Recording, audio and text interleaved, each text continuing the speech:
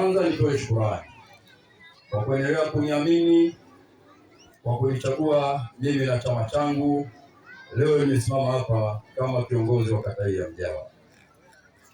Lakini jambo lingine kubwa, leo tuliokusanyika hapa 99% ni Waislamu, na kilichofanyika hapa ni kuwaona watoto wetu jinsi wa kuisoma Qur'ani kwa makini, na hili ni jambo kubwa,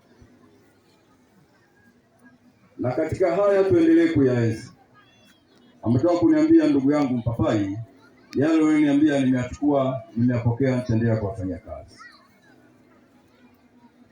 Nafikiri kila mmoja kama kusoma, lakini atasikia mawaidha ambayo yanatolewa na shehe wetu kwenye mji huu.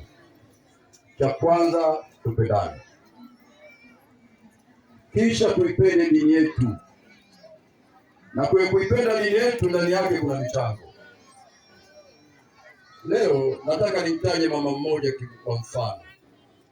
Wakati naongea na Sheikh Chitu, wakati namwambia mama anaendaje ya michango, alitajia jina la mama mmoja maarufu mama mdogo, lakini ana dispensary yake pale, nafikiri nayo inaitwa mama mdogo. Huyu kwa kila eneo amekuwa mchangiaji mzuri sana. Kama yupo karibu, tuendeleeni kumwombea. Kama yupo mbali, tutamfikishia salamu zake kwa upendo alikuwa nao ndani ya kata Mjawa.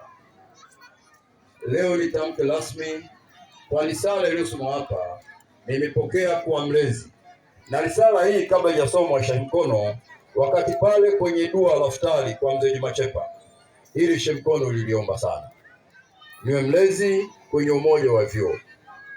Lakini kwa sababu kuna jambo umelisema hapa Sheikh Mkono, wakati ukisema kupokea message ya Sheikh Chepa mlezi wa madrasa Chasia, wewe na Sheikh Banga na Sheikh Jongo ni viongozi pale. Kama yeye anasema ataita madrasa za Jaribu, mimi naomba aite madrasa kata mzima, kwa sababu na mimi tuongeza zawadi pale. Tunukeni, tuendelee kufanya majambo makubwa hasa kwenye dini yetu ya Kiislamu. Mimi baada ya kuchaguliwa nitatimiza majukumu yangu kwa dini zote, lakini lazima niseme